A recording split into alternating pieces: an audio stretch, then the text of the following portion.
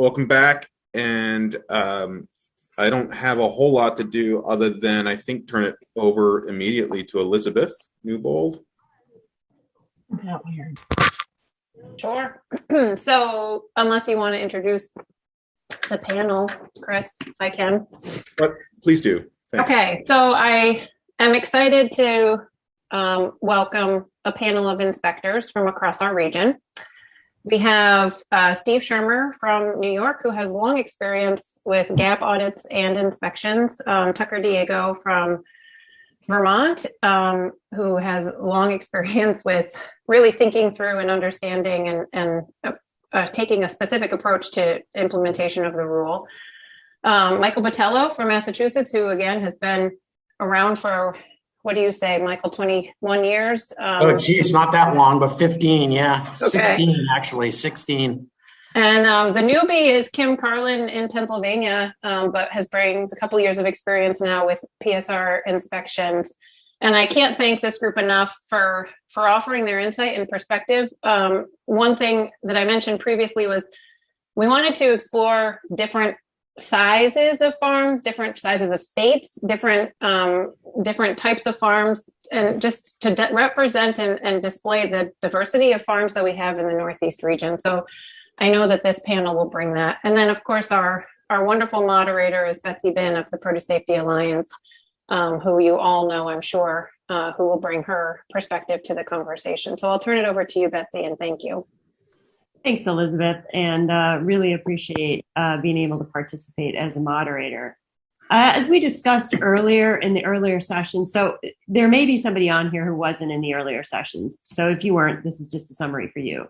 There was a lot of discussion and many solid insights shared about worker training, everything from perspectives on how to get it done, most important parts. We had several really nice presentations to really jump this off.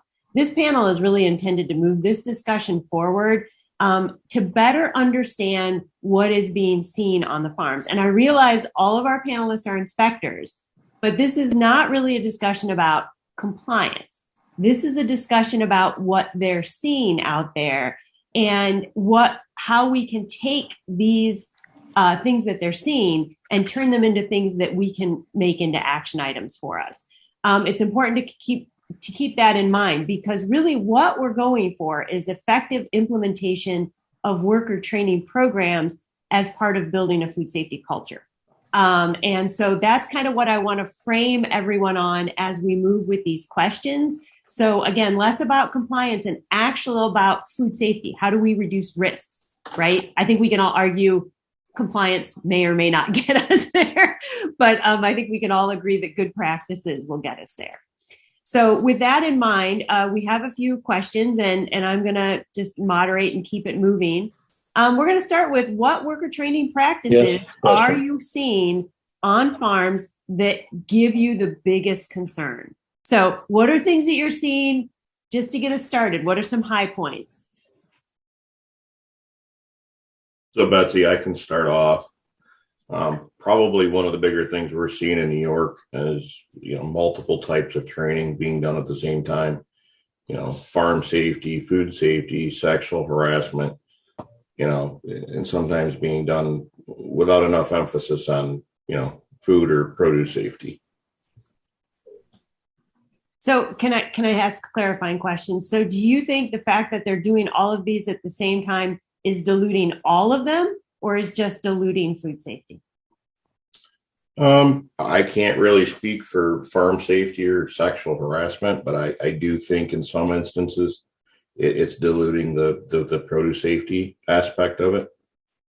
Okay, fantastic. Thanks, Steve, for starting us off. Kim, you got a thought? Yeah, I would agree with that. I know when you go on the farm and you ask them, show me your worker training, they throw all that at you and say, I've done my pesticide training, I've done all of this. And I do think that it gets lost. I think it's just one thing they're checking off in a box and they're not really following through on it. I do see that, you'll ask an employee a question and they'll share this amazing, the manager will share this amazing, training plan they have. And then when you actually see it being implemented, it's not really following through on it. Okay, thanks. Tucker or Michael, you want to add to that question? Sure, I can add from Vermont perspective. Few concerns that I've seen are farms that might have several different types of crews, and they split them up and have done training for example, the harvest crew, and think they have done their worker training, but haven't taken that step back to say, okay, well, there's all these other workers on the farm. How do they interact with the produce? Are they actually helping to in the pack line or somewhere else in the process? So sometimes I've noticed larger farms might miss key groups of workers in their training. Another piece. Can I stop you there, Tucker, to Sure. clarify on that? So are you saying that the growers maybe aren't realizing all the different people that need to be trained? Is that the point of that comment? Yes. Yep. Okay, good. Okay, next point. Sorry, you were in the middle of another point. Yeah, no, thanks for summarizing that. It's a good way to think of it. Another one is just I guess this is kind of two things, but a kind of check the box mentality, which is pretty obvious to identify when they say they've done the training, but there's really not much follow up. One thing I would expect to find on most farms is the farm to do some amount of retraining with workers, or to maybe have several training dates because you have several different crews arriving at certain times throughout the season. So just kind of watching out for farms that are just really checking the box, and there's not a whole lot behind the actual training and retraining. Okay, fantastic. Michael, you want to weigh in here? Yeah, I mean, I support everything that Steve, Tucker, and Kim have mentioned. I mean, we definitely see that out in the field. I just want to emphasize, once again, I think farms or farm managers, farm trainers are definitely walking away with an understanding of those principles of food hygiene and food safety that are inherent to the PSR and audit structures. Once again, there's the gap of how to educate their crews on those principles while at the same time tying those foundational components into operational procedures at the farm, whether that's written or not. And I think that's highlighted by what Steve, Tucker, and Kim said. It's hard to identify exactly why that's happening. It's definitely complex. I mean, we know that we have an issue with worker turnover, labor shortages. I mean, all of these things, the pandemic, it's sort of a perfect storm. And I think the check the box mentality that was clearly there before the PSR rolled out in audit programs, I think we're all aware of that, has now become, more complicated with the fact that farms feel they need to do this. They got to get through it. And there's so many other priorities that they want to just check the box and say, I've done that. So, selection, we've done such a good job as a group this morning, talking and identifying where the gaps are. I think we're all aware, right? Just videos that who knows when they were produced or what they were for, and farmers using whatever they can get their hands on quickly and getting people to sign a log, and training's done. So yeah, I definitely support everything that Steve, Tucker, and Kim said, but on that overarching concept, which is, how is the farmer supposed to leave a PSA training and then turn that into training on their farm? And I think that's where there's the big gap. Right. So I do kind of want to stop here for a second and talk about box checking. Okay. So on one hand, if the growers are doing no training, there's no box to check. So I think, so I'm going to do the glass half full on you guys and then ask you another question. So the glass half full is they're doing some training, because all of you are complaining that they're just checking the box. But the good news is they're checking the box, right? So the good news is there's some training. So let's think about this checking the box thing and think about which is what you just sort of pointed to, Michael. To me, what that signals is that you all feel like it's more important than they're making it. So they're quote unquote doing it, but they're not doing it to the level you're expecting. Is that correct? Is that what I'm supposed to extrapolate? What we're all supposed to extrapolate from the box checking comment? Yeah, partially. You're trying. Yeah, I think it's a wily trap, Betsy, and I'm going to try to back out of it. So I think I think the issue is, so it's very, at least from my perspective, it's very hard to ascertain if they're actually doing the training, right? Showing a log and saying they did something. Ooh, It's well, difficult. that's a bear of a very different color. Yeah, it's difficult. It's difficult to ascertain. And if you then interact with crews, you definitely realize that whatever training they gave to check that box is definitely partial, meaning half the crew got it. Oh, one, as Tucker mentioned, the harvest crew got it, but the pack shed crew did not, right? So let's go back to all the issues that we're dealing with, pandemic, labor shortages. I definitely think that that's contributing. But I also think we haven't given them the tools to know if they're doing it effectively. So how does, it's hard to then say it's a compliance issue, right? So, wear your seatbelts when you're in the truck, but oh my God, the truck doesn't have any seatbelts. You're not compliant. So, part of this is that I really feel that gap with the tool development. I mean, their expectation, I think, is to do it quickly.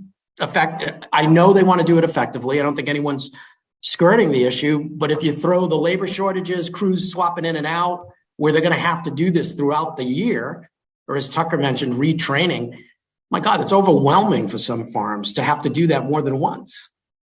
Fantastic. So I want to give the other three a chance to tell me if they agree with well, they checked the box, but did they really do the box? So what say you, Kim, Steve, or Tucker? Yeah, I do agree with that. I think that the only way to really ascertain is when you get out there and you start asking the crew the questions. And then you get that like deer in headlights look, and you're like, you look and they've signed off. I've done the training. I've done all of this, but yet they're, missing the basics. And I do see that is a situation that we run across a lot. They show you this amazing training program, or they give you some really good resources. We use this, we use the flip chart, we do all of this, but it's not sticking with the workers in the fields. Okay, I love that. It needs to stick. Yeah. Antonio, you want to jump in here? I see your hands up. Yeah, that's a great point that Kim mentioned earlier. Usually, we conduct audits. The farm owner will provide the records of training of the day of, and usually when I see the employees or their workers, I ask them when was the last time they did a training, just to cross-reference the date to make sure that they verified, and I ask them what topic was about. Usually if they show that it was either, because if it's a falsification document, well, obviously they won't pass their inspection for doing so. But I usually like to cross-reference. That's what we've been doing over here, cross-reference. And at the end of the day, sometimes too, there's multiple farmers. If you're going to be, I kind of feel you're going to be providing a service and training to a farmer, they also want to as well take advantage of it and really show that they want to as well, because you might be helping a farmer who's not really interested in following the rules because I mentioned to farmers, it's your company, it's your farm, and at the end of the day, someone gets sick, it's really going to be on your company. So it's really important that you follow protocols to prevent this from happening and keeping everybody safe. Right. I think that why is very important to that as well. Thank you for that, Antonio. Thank you. Tucker or Steve, you want to jump in and leave any comments about the box checking before I give you a new question? Yeah, so I would just say that obviously something is better than nothing. But I think what we typically see a lot is just very generic food safety training, maybe not touching on farm specific, issue specific to that particular farm, or training appropriate to the person's specific duties, to kind of touch on what Tucker was saying. So wait, Steve, can I push you on that a little bit? So when you say that, is it because you're out there and you see the farm has a specific activity that is unique and you realize the workers don't know what they're doing? Is that where that opinion comes from? Or is it just a sense that they're not tailoring the training as much to your expectations? I would say a little bit of both. Things like, not training harvest crews to, inspect harvest bins prior to use. I mean, things like that, jump out at you pretty quick. Okay, fantastic. And I think that Hans in the chat box, before I give Tucker a chance, was saying, in his experience, box checking and template plans oftentimes undermine it because it allows people to fake it to some degree. Tucker, you wanna wrap us up on this question? Sure. I mean, I'll try. I guess I think it's unreasonable to expect anyone to sit down for a hour training and then, retain all of that perfectly. So I think if, yes, there are some specific requirements around documenting training in the rule, which kind of lend themselves to checking a box. Do you have the records? What date was it? What topics were covered, etc. So there's that piece. But I think the more interesting piece is how well is the training delivered, and is how adequate is it for the needs of the farm or the activity. And that's something that we'd be looking for, observing activities, talking with workers, talking with a supervisor or foreman or whoever it is, seeing good practices being modeled by those in charge or responsible for a crew, those types of things. Okay, thank you. So just for everybody, a summary of this question. Here's my big takeaways from you all. Everyone needs the training. It needs to stick. To Kim's point, it needs to be frequent and it needs to be relevant to your farm. Are those kind of 4 decent takeaways from that question in terms of summary? All right. So the next question is, we've been talking about what you don't like and what you'd like to see. So could you give us an example, a farm that you've been on that you think is exactly what you want to see, and tell us some of the nuances that you experienced that gave you the idea that they were doing things right?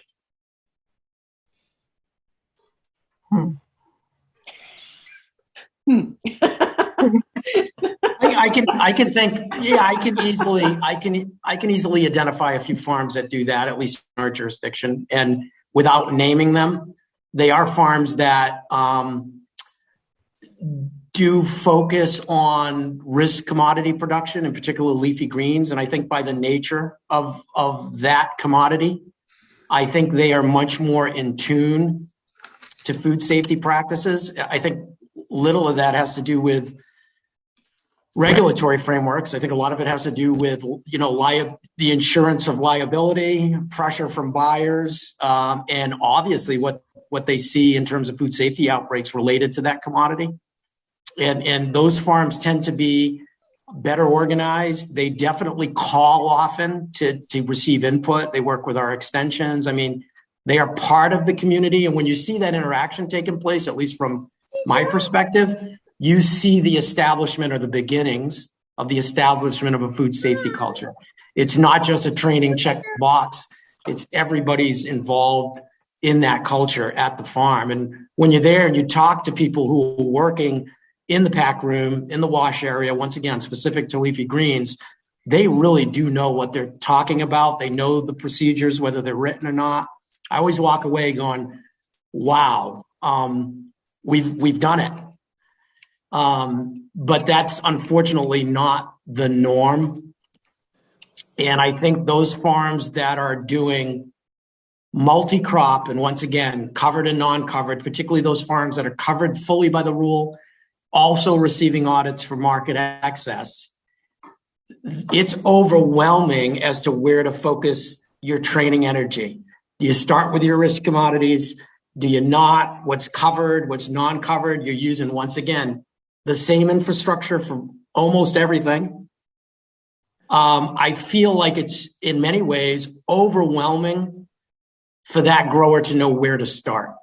So based on that pressure, they revert to the principles that they learn in PSA and GAP trainings that we did for years prior to the PSR rollout. And, you know, there's tools that are out there, many of which are not good, but they're out there. And then you're back into that check the box mentality, which is I have to do this. Here's the video, you know, they sat down in front of a video and signed this training log. That's my perspective. So you said a lot there, but I'm going to hang on to that last little bit you talked about, which is the overwhelming and where do we start? Do you think that growers still have trouble knowing where to prioritize action? Let me ask you a question. Absolutely. And I think it has to do with their inability currently, based on the tools that have been offered them. You know, I want to go back to, I think Roger Noonan made a comment in the chat that said they shouldn't be food safety experts. But they need to be able to have the tools and the support to develop the ability to conduct risk assessments once again and have that prevention focus, right? Which is this could occur and this could have a negative outcome for my business. And maybe if there's a way to structure that thought through some sort of flow chart or, you know, I know those tools exist for other deliverables where they're able to identify where their biggest risk is. And maybe that's by commodity, or maybe it's by covered practice. Maybe that lines up with the audit program on the other side. I think giving them tools and some focus for them to be able to do that, I think it's the start of something useful. Fantastic.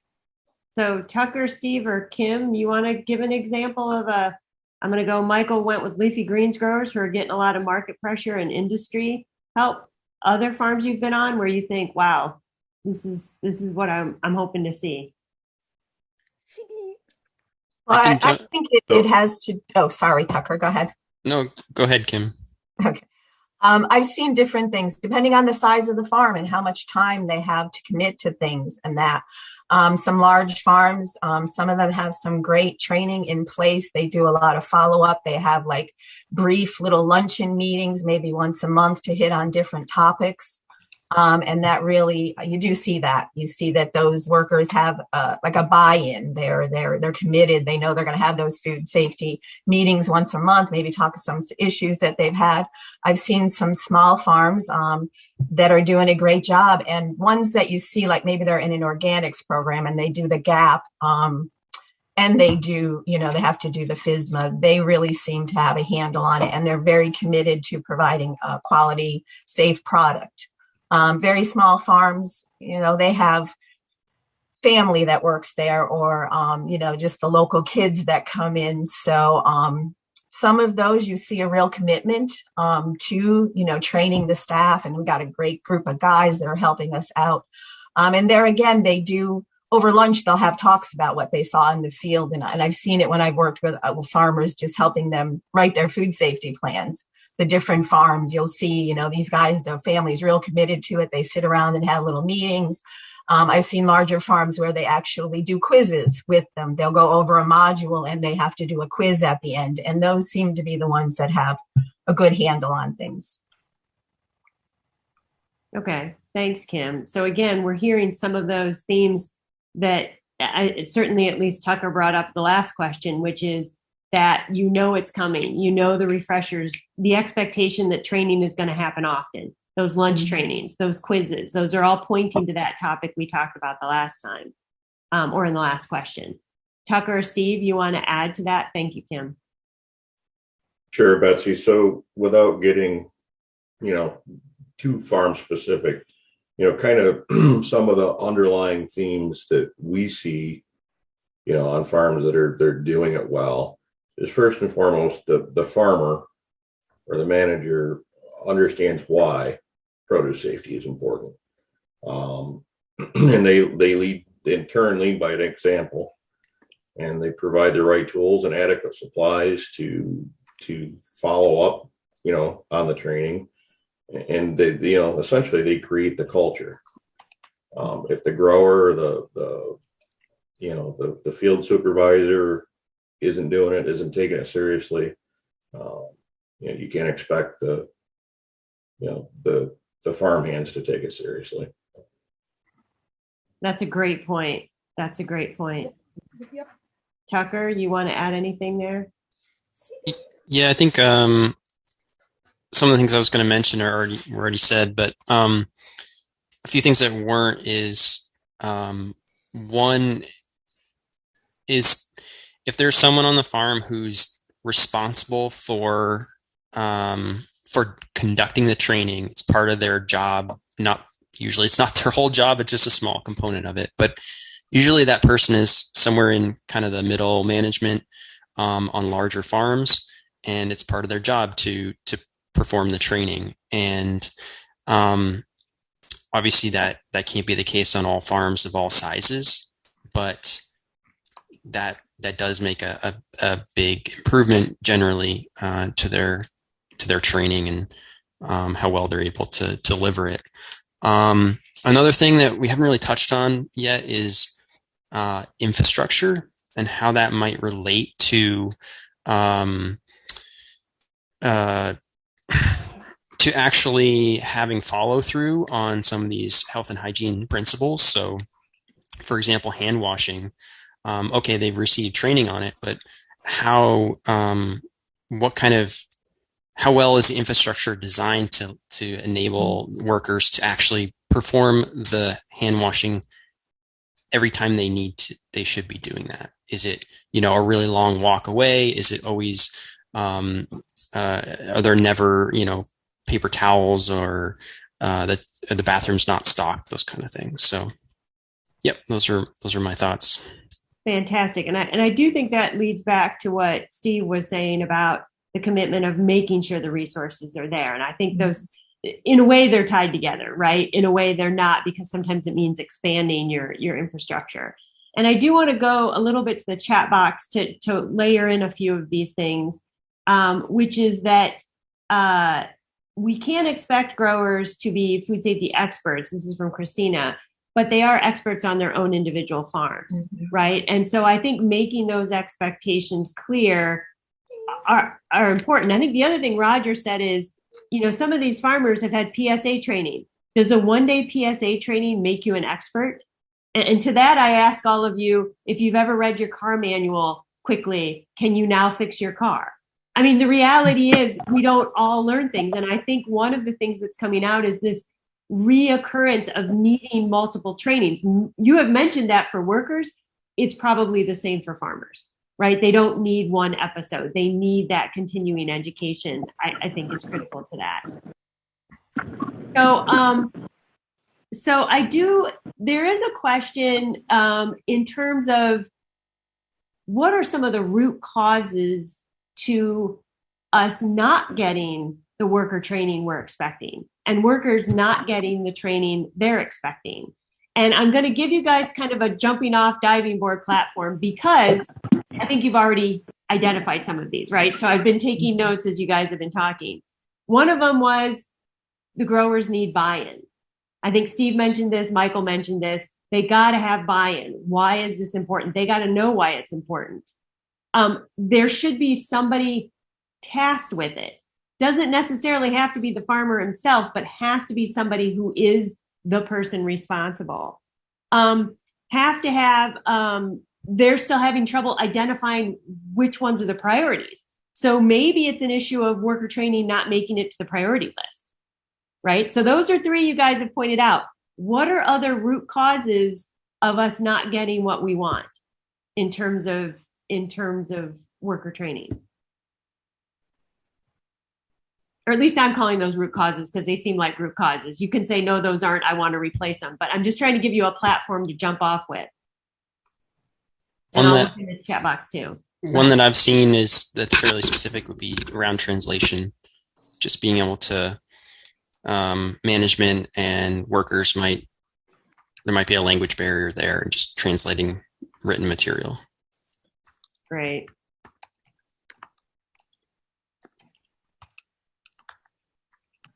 So, Betsy, I would say one of the root causes too is, in a lot of instances, is just simply more time and sometimes money for some of the growers.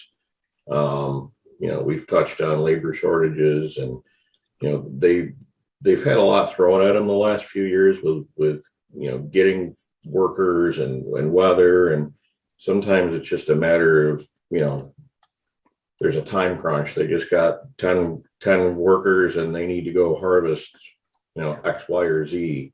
And time is of the essence. Yeah. And what a difficult situation when your challenges outweigh your time and your money, right? What do you do when it's lopsided like that? Right. But that's a great one, Steve. Other root causes that you guys want to add to this list? Well, I think as we've been talking, I think the tools, right, to let, I think the common theme is, how can growers conduct this activity efficiently and effectively? And farmers, as we all know, are incredible innovators when it comes to effectiveness and efficiency.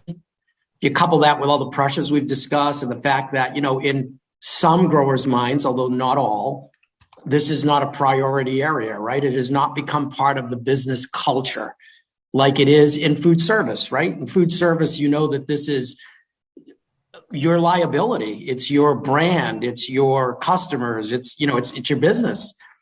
And I don't think that has had that profound of a, it's not as profound in the farm space yet. That's to be expected. Change management takes some time.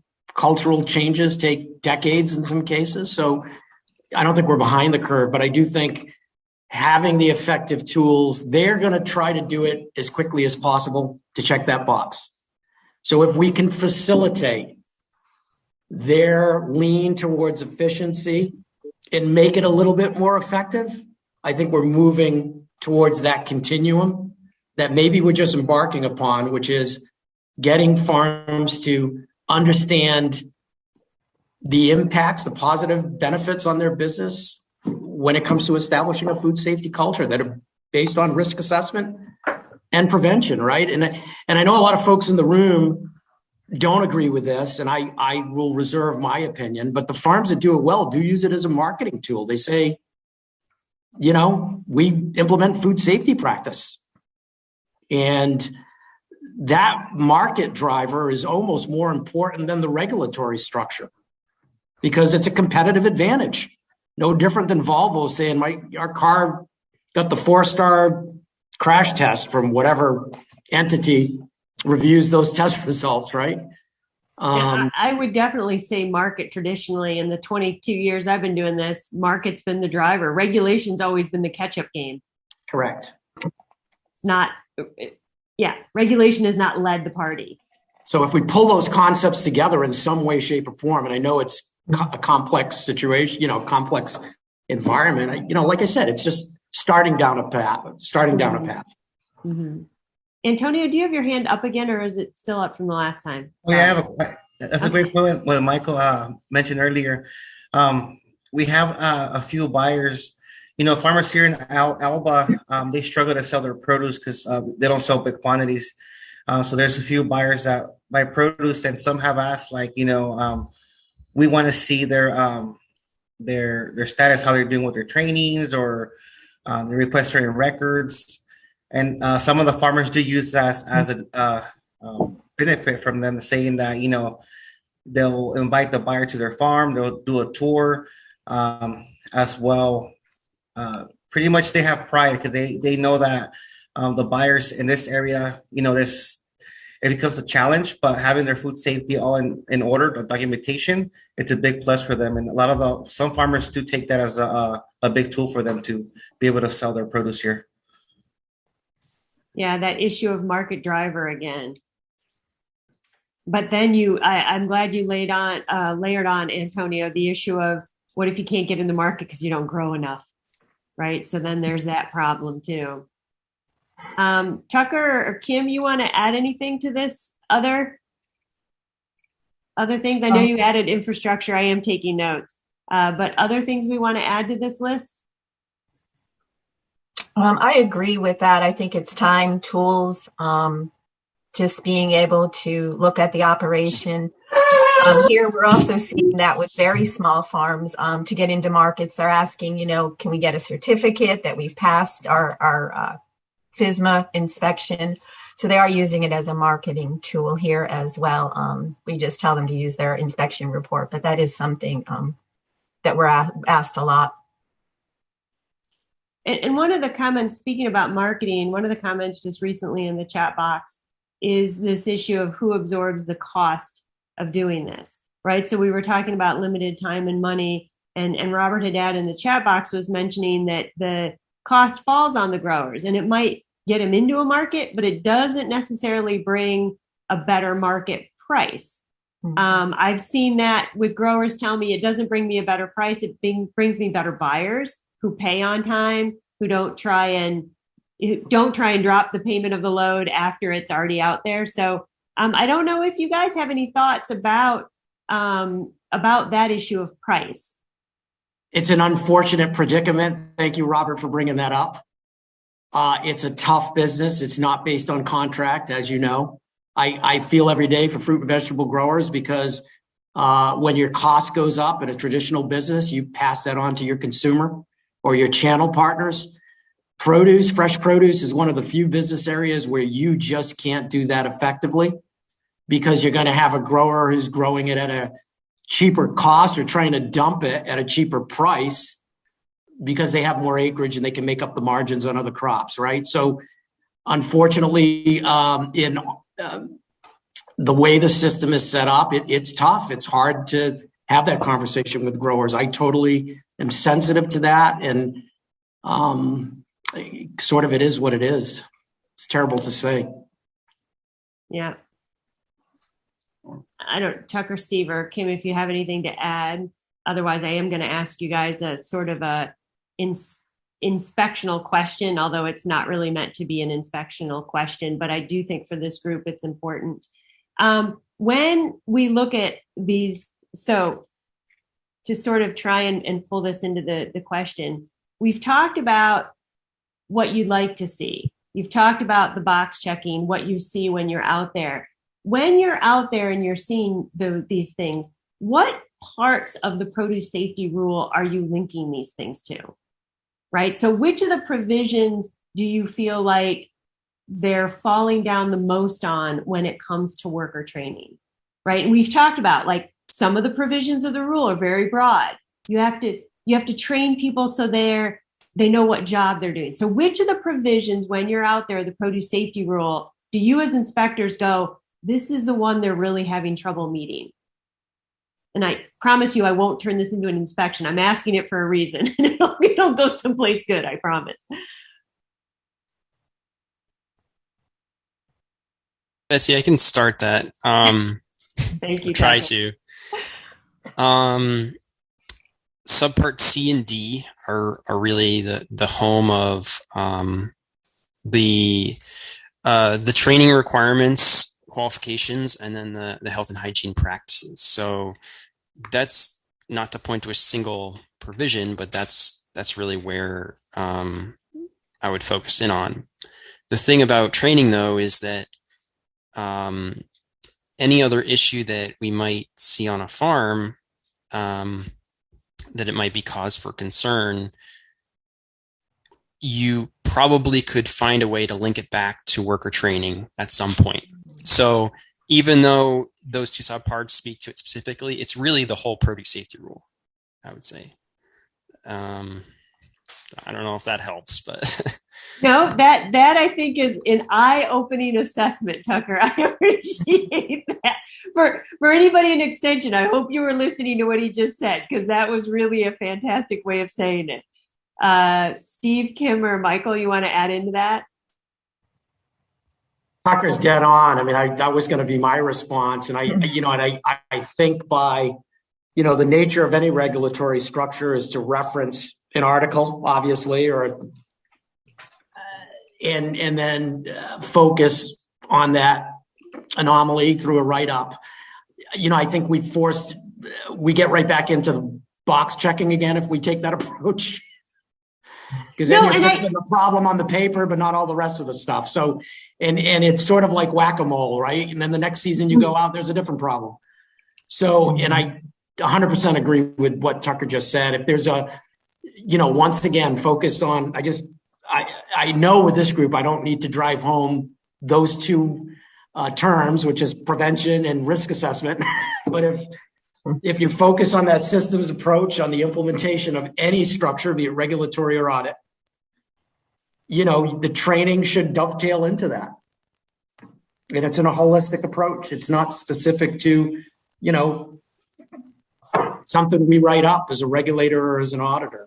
That's my opinion. Yeah, I mean, I would agree with Michael. I think Tucker pretty much hit the nail right on the head. Okay.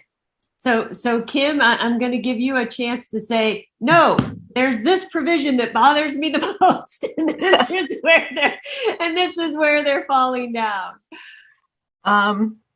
Well, I think all the whole, as Tucker said, it encompasses the whole thing. And we can, a lot of times we can tie something that we've seen back to a lack of training or a lack of follow through on it.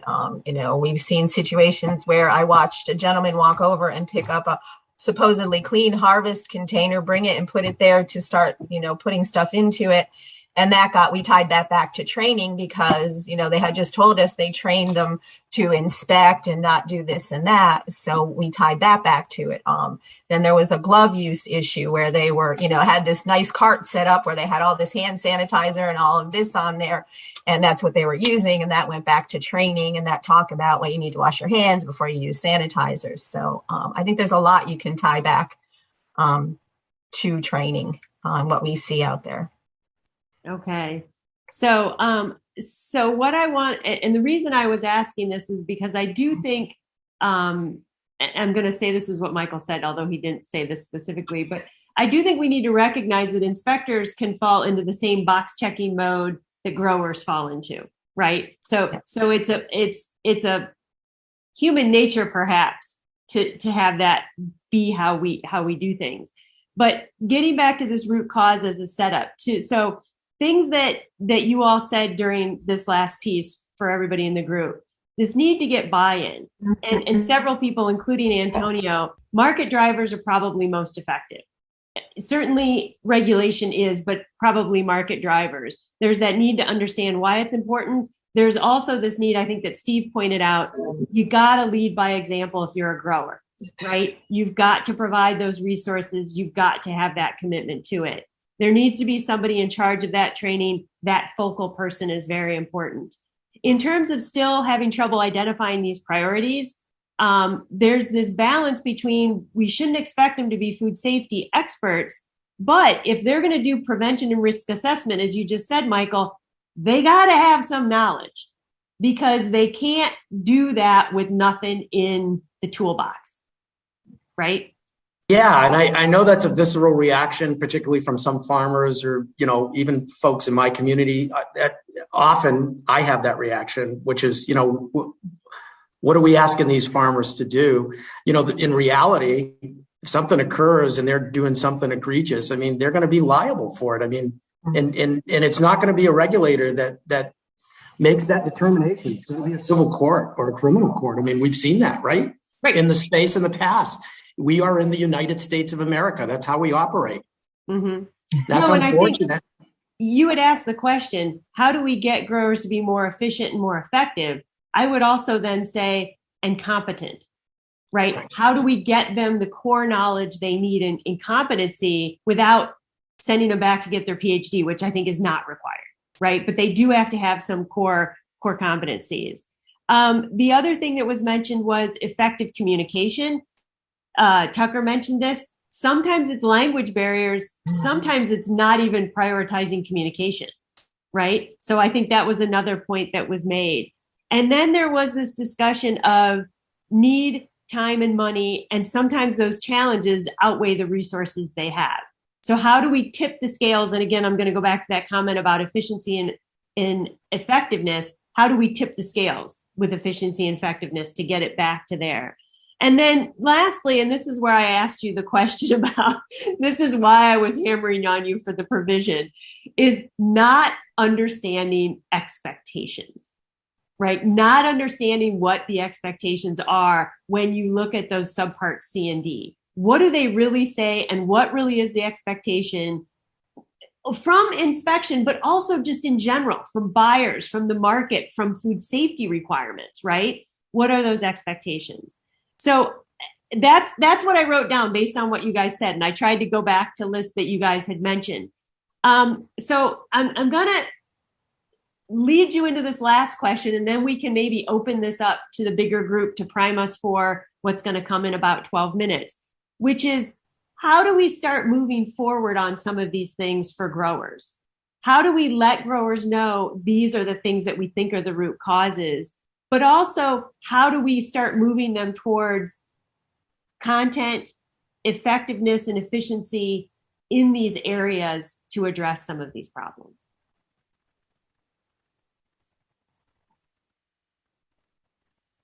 Efficient and effective support tools and services that are shared across the continuum of this group, regulators and educators. We can do this. We'd all have to get on the same page. Once again, we need simple tools to start.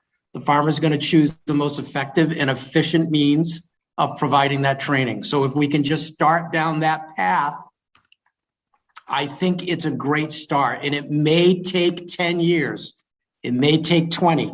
Hopefully it outlives this conversation, but it is the right path to take. That's just my input. So we have never, I don't think we've ever talked about it this like that. But this issue, so if you combine Tucker's thinking about, like, okay, you need to have it frequently, you need to have it often. When you think about all the materials we've created, right, for you to say we need efficient and effective materials, ouch, that kind of hurts given all the educational materials we've created. But I think maybe the point is this. We have done a very poor job of saying, you're a new and beginner farmer, these materials are best for you. You're partially through implementation, focus on these materials. Maybe we've been organizing the materials improperly to some degree. Can I raised my hand, but oh yes, sorry, I didn't see your hand raised. Thanks for jumping in. It's okay. I believe we are also expecting too much from the farmer because they already have their bucket full, right? So can we try to think outside of the box and create the way PSA was created? Let's train the growers. Let's create a system that we can have, I don't know, land grants, extension personnel, offer, I don't know, 4 times a year training for workers. And then our job would be, can you ask your workers to sign up? Or create a system that so that way the grower doesn't need to be an expert. So we are actually asking an expert to do it. With, the pandemic, we all learned that we can offer a lot of that knowledge through internet, as we all are here now. So I think we could create a system that take a lot of the load that this goes into the grower, because they already have a lot and they might don't care. And they want to check that box. And I understand they want it. And it's, they are the bookkeepers. They are the person ordering, making the phone calls to the supermarket that is going to buy. So they are doing the full job because they are short, on personnel. People don't have a lot of kids anymore. So, like all those nuances. So if we created this system that the worker can hire someone with the knowledge, or the worker know that in January, that is this university somewhere doing that training, or the PSA, or anyone that, so at least the basic. And then they would take care of the nuances of their own farm, right? So, like, okay, I have the basic training, but my farm doesn't have a tub, has, a washer, that has a frontline washer. So like the nuances they will learn in their farm, and I believe the growers, they would have the knowledge, that they need to have to hold their operation. But they, we're not concerned as like, are they covering everything we need? They come to cover. So I believe maybe we want a different system. I love that idea. And what that reminds me of, how many of you have ever seen the experiment where you have a cup and you put the rocks in and then you pour the sand around it? I mean, maybe we should try to do more of the putting the rocks in to cover the big stuff and let the growers do the fine detail of their own farms. Chris, you want to jump in? Yeah, that's a great analogy, Betsy. I think there are definitely some rocks we can go after, right? We can come up with some standardized resources that will help address the big stuff. I'm a huge proponent of one-on-one direct technical assistance too, and I know that's that's not an efficient approach. It's a highly effective approach, and I think we may need to shift the way we're doing this. Away from turning the crank on more resources and really thinking about how do we individualize this so that the specific training needs of a specific farm are being addressed, and I think we have a role in that. I do think though, I agree with you, but it's the cheap, easy, and effective. You can't have it all, right? And we all know, as somebody who's constantly grubbing for cash to keep my small team afloat, that is a problem. But I do, so I like all of these ideas actually, because I think to Zoria, am I saying that right? Zoraya, thank you. I think that point of I think we do need to challenge ourselves to think outside the box with the changes in technology, with that stuff. But I also love Michael's idea, and I really hadn't thought about it like that, in the sense of, we have a lot of materials. Maybe we haven't put them in the right buckets for the farmers to make it easy to figure out which bucket you're supposed to pick up. So I think that's another thing. And to your point, Chris, I don't think we should ever take something off the table. Even though one-on-one is expensive and it's hard to do, you're right. It's extremely effective, right? So I don't think we should take anything off the table. And I do want to give Tucker, Steve, and Kim at least one more opportunity to weigh in here, because we've got 6 minutes left and I'm not going to run over.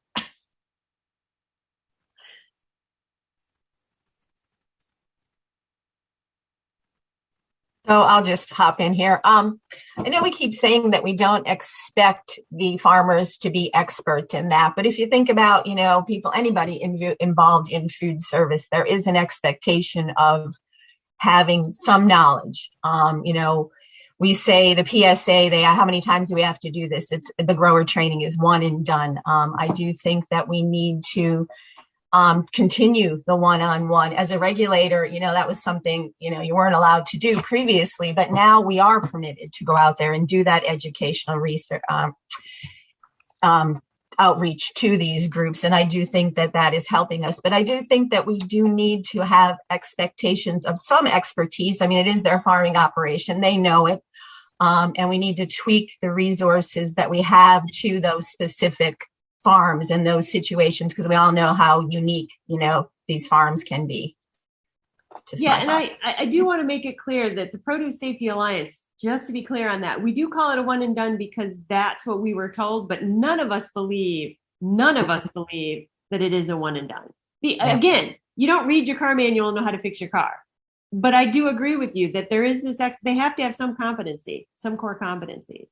Steve, Tucker? I guess the only thing I would add at this point, Betsy, and we kind of touched on this in the organizational meeting, as we've seen with audits, it's taken a fair amount of time since auditing began to get, the larger growers to accept the change and accept the culture change. And I think as this program continues to grow and more inspections are conducted on some of the smaller farms and more repetitively, that we'll develop better relationships with some of the smaller growers and make them understand why that food safety should be a priority. It's like with auditing, I don't think it's going to happen overnight, and no matter how hard we try. I don't think anybody expects it to happen overnight. I think the goal is to just move it forward, which I think has been a good thing in this hour. Tucker, I'm going to give you the last word before we wrap it. I was just going to say we just need to keep reinforcing the importance of training, and we're doing that. And what Steve was saying is that as farms receive a second inspection or more than a second inspection, it's just a matter of kind of reinforcing the importance of this and working with the farm leadership that might be reluctant to really reinforce that, because I think it really needs to come from the leadership down, and that's the work we're doing. So I think we just need to keep doing it. Right. So I do want to thank Michael, Tucker, Steve, and Kim for your insights. I took a boatload of notes, and I took a boatload of notes like we should do this and we should do this, and here's a good idea there. So hopefully others on the call feel that way as well. And I think there's some fantastic ideas. And I know we are headed into a breakout. So that might be a great time for people to share. But thanks for everyone engaging. Sorry, I didn't get so much in the chat box. I did try to pull stuff out where I could, but really appreciate the opportunity to be part of this. And I will turn it back to Chris and Elizabeth. Thank you so much, Betsy. Yes, we are going into breakout groups right now, and the goal of the breakout group is to continue this discussion based on things that you've seen in farms that you work with and farms that regulators have inspected. And again, continue this discussion of out-of-the-box thinking when it comes to how do we help convey this information, resource outreach, and what that might look like. And so in terms of the breakout group sessions, the way that they will work is that each group has a facilitator, and the facilitator will copy and paste a Google Doc link into the chat box in your individual breakout group. This is a link that everybody who has the link can edit. So the idea is that you open that, you can see the questions then that the facilitator will be walking through. And we would like to hope that somebody will volunteer to take notes and capture the group's discussion in that Google Doc. And that will be our record, because none of the breakout group sessions are recorded. So that document is the record of the discussion. And so the idea is that they're open for everybody, so you can have live collaborative editing and note taking at the same time. And if there are any questions, Chris and I will still be sitting in this room, so you can come back out and ask us, and we can come in to help if there's any logistical issues. The breakout group session will be 1 hour. You will get a timer at the end letting it know it closes. We are not reconvening in this room after the breakout group session is over. We will just end at the end of the day. And then you can go over to the networking platform, which is in the tab, and network informally with folks through Wonder, there's a link on the tab to go over to networking. So I see Wes has his hand raised. Wes, do you have a question? Yeah, that link, I don't have it. So is that coming up? Correct. So when you get into your breakout group, because each breakout group will have its own document, the facilitator will copy and paste that link into the chat. So everybody will get it once they're in their group. Okay. Any other questions? Okay. Thank you very much, and enjoy the breakouts, and we'll see you in networking after. Thank you.